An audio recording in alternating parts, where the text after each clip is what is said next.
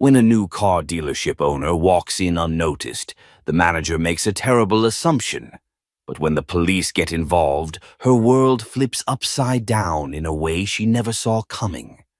The late afternoon sun bathed the lot of South Point Motors in warm light, reflecting off rows of gleaming cars. A steady hum of activity filled the air as customers strolled between vehicles, some peeking inside, others engaged in animated conversations with salespeople. It was just another busy day for the dealership. A black man, tall and poised, stepped out of a modest sedan parked at the edge of the lot.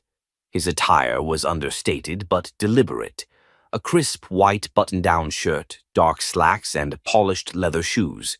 He glanced around with a calm but observant demeanor, his gaze lingering on the building's modern facade.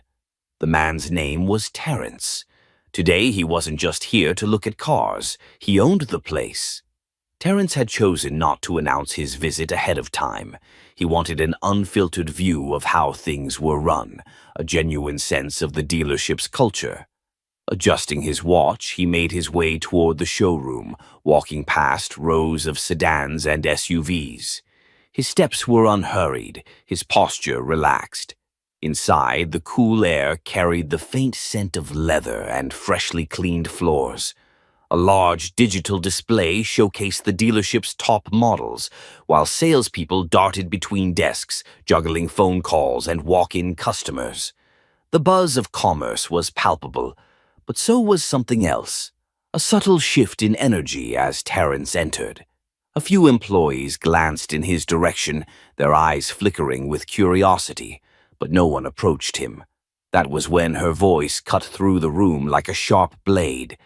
"Can I help you?" The tone was brisk, almost clipped, carrying an edge that wasn't welcoming. The voice belonged to Margaret, the dealership's manager. Dressed in a tailored navy blazer and heels that clicked authoritatively against the tiled floor, she exuded confidence, the kind that bordered on intimidation. Margaret had built her reputation on efficiency and results, and she wasn't known for mincing words. Terrence turned to face her, offering a polite smile. "Just browsing, thank you." Margaret's eyes scanned him from head to toe, lingering a moment too long. Something in her gaze wasn't quite right, an evaluation, a judgment. She didn't smile back. "Browsing," she repeated, her voice flat. "Well, if you're looking for financing options, our team can guide you. But unless you're serious about buying today, we prefer to focus on active customers." The words hung in the air, cold and dismissive. Terrence's expression didn't change, but there was a flicker of something in his eyes. Still, he remained calm. "I appreciate the information. I'd like to look around a bit more, if that's okay." Margaret's lips pressed into a thin line. "Just don't touch anything without asking first," she said curtly, before turning on her heel and walking away. As Terrence moved through the showroom, examining vehicles and jotting down a few notes on his phone, the atmosphere remained tense. Employees whispered to each other, casting glances in his direction.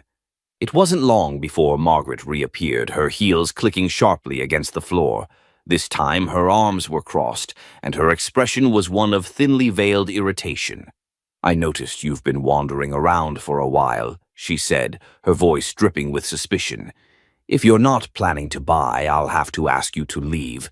We don't have time for distractions." Terrence looked up from the specs of an SUV he'd been reviewing. His calm demeanor remained intact, but his voice carried a quiet authority. "I'm not distracting anyone. I have every right to be here." Margaret scoffed. "Look, I've seen this before. People coming in, wasting time, pretending they're interested. We're running a business here. If you're not buying, you need to go." Terrence's gaze didn't waver. "I think you're making some assumptions about me," he said evenly. Margaret's eyes narrowed, her irritation now bordering on hostility. "And I think I know my job," she snapped. "Either show me you're serious or I'll handle this my way." The tension in the room was thick, drawing the attention of nearby employees. They watched silently, unsure of what to do. The stage was set for a confrontation, but Terence remained composed. He didn't argue, didn't raise his voice. He simply met Margaret's sharp gaze with an unshakable calm that only deepened her frustration. And that was just the beginning. Margaret stood there, arms crossed, her gaze unrelenting. The faint hum of conversations in the showroom seemed to quiet, the air thick with tension. Terence tilted his head slightly, letting out a small sigh before responding. "Handle it your way?" he asked, his voice calm but firm. "What exactly does that mean?" Margaret straightened her blazer and gave a dismissive shake of her head. "It means I have to ensure my team and our customers feel comfortable. And right now, you're making people uncomfortable by wandering around without a clear purpose." Terence raised an eyebrow. "Uncomfortable? Because I'm looking at cars in a car dealership?" The subtle challenge in his tone made her bristle. She took a step closer, lowering her voice to a sharp whisper. "Look, I don't know what your deal is, but we've had enough people come in here wasting time, asking for test drives, then vanishing when it's time to talk numbers. So unless you're ready to buy, I suggest you leave." Terence stared at her for a long moment, his expression unreadable. Then he smiled, a small, knowing smile that only seemed to irritate Margaret further. "I don't recall asking for a test drive. I'm just observing. Is that against your policy?" Her face flushed slightly, but she didn't back down. "You're disrupting my staff, and I won't allow that." From across the showroom, a young salesman hesitated, clearly overhearing the heated exchange. He looked as if he wanted to step in, but thought better of it. Margaret noticed his hesitation and shot him a glare, silently daring him to intervene. Terence remained composed, his voice measured. "I'd be happy to speak to someone higher up if you think I'm an issue." Margaret let out a dry laugh. "Higher up? I am the manager." "There's no one else you need to speak to." Terence took a step back, his hands sliding into his pockets. "Good to know," he said simply. Her frustration boiled over. She turned to the nearest desk, picked up her phone, and began dialing. "If you won't leave on your own, I'll have someone escort you out." Terence watched her calmly, his expression unchanging. "You're calling the police over someone looking at cars?" Margaret didn't respond, her focus on the phone. As she gave a brief explanation to the dispatcher, her voice carried a mixture of annoyance and authority. "Yes, there's a man here who's being uncooperative. He's refusing to leave the premises despite multiple requests." A few employees exchanged uneasy glances, their movements slowing as the weight of the situation sank in. One of them, a receptionist, whispered to a coworker, "Do you think she's overreacting?" The coworker shrugged uncomfortably, avoiding eye contact with either Terence or Margaret. Terence stood quietly, his gaze steady on Margaret. When she hung up the phone, she turned back to him with a triumphant air, as if she'd just resolved a major issue. "The authorities will be here shortly. I suggest you wait outside." "Why would I wait outside?" Terence asked, his tone still calm. "I haven't done anything wrong." Her voice rose slightly, enough to draw more attention. "You're trespassing. You've been asked to leave and you're refusing. That's enough." At that moment, an elderly couple entered the showroom, their cheerful chatter faltering as they sensed the tension. Margaret quickly plastered on a strained smile, gesturing for one of her salespeople to attend to them. The couple cast curious glances at Terence as they were led to a nearby desk.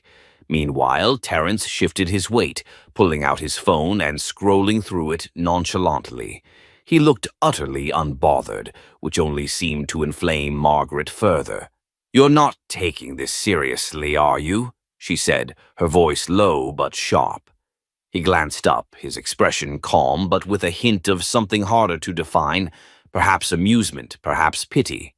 "I take respect seriously," he said. But you don't seem to, so here we are." Margaret opened her mouth to retort, but the sight of two uniformed police officers entering the showroom stopped her short. She straightened her posture and gestured toward them, relief and self-righteousness etched across her face. "This is the man," she said, pointing toward Terence. "He's been asked to leave multiple times and refuses to cooperate." The officers exchanged a brief glance before approaching Terence, their faces neutral. One of them spoke calmly. "Sir, we received a call about a disturbance. Can we speak with you for a moment?" "Of course," Terence replied, his tone courteous. He slipped his phone back into his pocket and folded his hands in front of him. "Happy to clarify anything." The stage was set for the confrontation to escalate, but Terence's calm demeanor and Margaret's growing tension hinted that this wasn't going to play out as she expected. The two officers, one tall and broad-shouldered, the other shorter with a steady gaze, approached Terence. Their manner was professional but cautious, reading the tension in the room. Margaret stood a few feet away, her arms crossed, looking triumphant. "Sir," the taller officer began, his tone even, "we were called because there's been a report of a disturbance. Can you tell us what's going on?" Terence smiled politely, his calm demeanor unshaken. "Absolutely, officer. I walked into this dealership to look around. I've asked no one for a test drive, nor have I disrupted any business. I've simply been observing. Apparently, that's enough to warrant a call to you." Margaret interjected, her voice sharp. "You were asked to leave multiple times, and you refused. That's why we're here." The shorter officer glanced at her, raising a hand slightly as if to calm her down. "We'll handle this, ma'am." Terence reached into his pocket slowly, making sure his movements were clear and deliberate. "I don't want any confusion here," he said, holding up a slim leather wallet. From it, he pulled a folded piece of paper. "This should clear everything up." The officers exchanged a glance as Terence handed the paper to the taller one. Margaret's expression faltered slightly, her confident stance wobbling. The officer unfolded the document and began reading. His brows furrowed at first, then lifted in surprise. He handed it to his partner, who skimmed it, before looking up at Terence with wide eyes. "You're the shorter officer began, trailing off. Terence nodded. "Yes, I'm the new owner of South Point Motors. I finalized the acquisition last week. I decided to visit today unannounced to see how things run on a typical day." A wave of silence swept over the room. Employees who had been pretending not to listen stopped mid-motion. The elderly couple at the sales desk turned to watch the scene unfold. All eyes were now on Margaret, whose face had turned a deep shade of red. "Wait, what?" she stammered, her voice barely above a whisper. She looked from the officers to Terence, her expression a mix of confusion and disbelief. This can't be right. You, the owner?" Terence didn't respond immediately. Instead, he kept his steady gaze on her, letting the weight of the moment sink in. The taller officer cleared his throat and stepped back, his tone now apologetic. "Sir, it seems there's been a misunderstanding. We'll step aside unless you need any further assistance." "No, officers," Terence said calmly. "I appreciate your professionalism. Thank you for coming out." The officers nodded, one of them giving Margaret a brief but pointed look before walking back toward the entrance. As the doors closed behind them, the silence in the showroom felt deafening. Margaret looked like she was rooted to the spot, her mouth opening and closing as if she were searching for words that refused to come. When she finally managed to speak, her voice was shaky. I didn't know. No one told me we had a new owner." Terence tilted his head slightly, his calm exterior giving way to a sharper edge. "And that justifies how you treated me. How quickly you assumed I didn't belong here." I thought," Margaret began, but Terence cut her off. "You thought what?" "That I couldn't possibly be serious about buying a car. That I was here to cause trouble. Tell me, Margaret, how many other customers have you treated like this because of what you thought? Her face crumpled slightly and she looked away, avoiding his gaze. The employees around the room stood frozen, unsure whether to intervene or stay silent. Terence let the silence stretch for a moment before speaking again, his voice low but firm. I came here today to see how this dealership operates. What I've seen so far is unacceptable. Not just your treatment of me, but the atmosphere you've created for your team and your customers. Margaret opened her mouth to respond, but no words came out. Her confident facade had crumbled entirely, leaving only guilt and panic in its wake. The weight of Terence's words hung in the air like a storm cloud. Margaret's eyes darted around the showroom as if searching for an escape from the scrutiny. Her usual sharp demeanor had vanished, replaced by a flustered vulnerability. I didn't mean," she stammered, her voice faltering. "I was just trying to do my job. I thought—" "You thought wrong," Terence interrupted, his voice calm but cutting. "You thought so wrong that you didn't even bother to stop and ask yourself if you might be making a mistake. And here we are." Margaret visibly recoiled at his words, but Terence wasn't done. He turned to address the room, his voice carrying a commanding authority. "To everyone here, let me make one thing clear. I'm not just the new owner. I'm someone who believes in treating people with dignity and respect, regardless of who they are or how they look." The employees exchanged uneasy glances, a mix of relief and discomfort crossing their faces. Margaret, however, seemed to shrink under the weight of his gaze. "You," he continued, pointing at her, "are the leader of this dealership. At least you were supposed to be. But instead of setting an example, you allowed your assumptions to guide your actions. Not only did you embarrass yourself, but you also tarnished the reputation of this business." Margaret's cheeks flushed a deeper red, and her lips trembled as she tried to form a response. I've worked here for over 10 years, she finally managed. "I've always done what's best for the dealership." "Is that what you think this was?" Terence asked sharply. "Best for the dealership, calling the police on a potential customer, or anyone for that matter, without cause. Treating someone with disrespect because they didn't fit into the box you decided they belonged in." Her shoulders slumped, and for a moment she looked much smaller than she had when she first confronted him. "I'm sorry," she murmured, the words barely audible. Terence regarded her for a long moment, his expression unreadable. "Sorry isn't enough," he said finally. "Not for this." The tension in the room was palpable as everyone waited to see what he would do next. Margaret's eyes widened in panic, the realization of what was coming dawning on her. "Please," she said quickly, her voice trembling. "I didn't know if I had known." "You didn't know because you didn't bother to find out," Terence said coldly. "That's the problem, Margaret, and it's a problem I can't overlook." She shook her head, tears welling in her eyes. "I've given everything to this dealership. Please, I made a mistake. Don't let this one moment erase everything I've done." Terence's gaze softened just slightly, but his tone remained firm. "This isn't about erasing what you've done. It's about accountability. Actions have consequences, and right now, those consequences are staring you in the face." The room was so quiet that the faint hum of the air conditioning could be heard. Margaret wiped at her eyes, but she didn't argue further. She knew there was no point. Terence turned to the employees who had been watching silently. "As of this moment, Margaret is no longer the manager of this dealership. I'll be personally overseeing operations until we find someone who embodies the values we want to uphold here."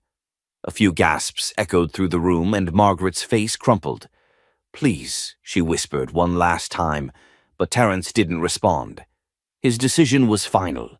He turned back to her, his voice steady but not unkind. "Take this as a lesson, Margaret. Assumptions can destroy more than just a moment. They can destroy trust, respect, and opportunity. Think about that as you move forward. With that, he gestured toward the door.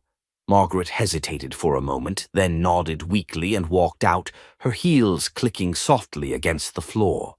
The employees stood frozen, processing what had just happened. The showroom was still as Margaret's figure disappeared through the glass doors. Terence stood at the center of it all, his presence commanding but not intimidating. The employees exchanged uncertain glances, unsure of what would come next. Terence took a deep breath, then turned to face them. His expression had softened, but the weight of the moment lingered in his tone. "I know what just happened was uncomfortable to watch," he began, his voice steady but compassionate. "And I know some of you are probably questioning what this means for your future here." He paused, allowing his words to sink in. The tension in the room eased slightly as the employees listened intently. "Let me reassure you," he continued, "this isn't about tearing anyone down. It's about building something better. A place where every customer, every employee feels respected and valued. That starts with accountability, and it starts today." The receptionist, a young man with glasses, hesitated before raising his hand slightly. "Sir, if I may, I think some of us have seen things like this before but didn't feel like we could say anything. What should we do if we notice something like this happening again?" Terence nodded, his expression thoughtful. "Thank you for asking that. If you ever witness anything that goes against the values we're striving for, I want you to speak up. Whether it's to me or whoever steps in as the new manager, your voice matters. This isn't just my dealership. It's ours. And it's up to all of us to make it better." A ripple of relief passed through the room. Employees began nodding slightly, their posture relaxing. Terence let a small smile tug at the corners of his mouth, sensing the shift. "Now," he said, clapping his hands together lightly, "let's get back to work. There are customers here who deserve the best experience we can give them. And moving forward, that's exactly what we're going to deliver." The employees dispersed slowly, some heading to customers, others retreating to their desks. The energy in the room felt different now, hopeful, as though a weight had been lifted. As Terence turned to leave, the elderly couple who had been watching the scene approached him. The man, dressed in a tweed jacket, extended his hand. "Young man," he said with a warm smile, "I don't know who you are, but you handled that with grace. It's good to see someone stand up for what's right." Terence shook his hand firmly, his smile genuine. "Thank you, it means a lot to hear that."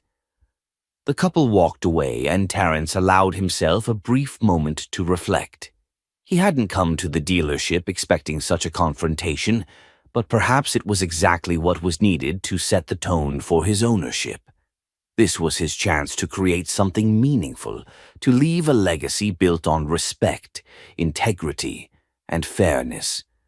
Before stepping out, he turned back to the room one last time. His eyes swept across the staff, the cars, the customers. Change was never easy, but it was always worth it.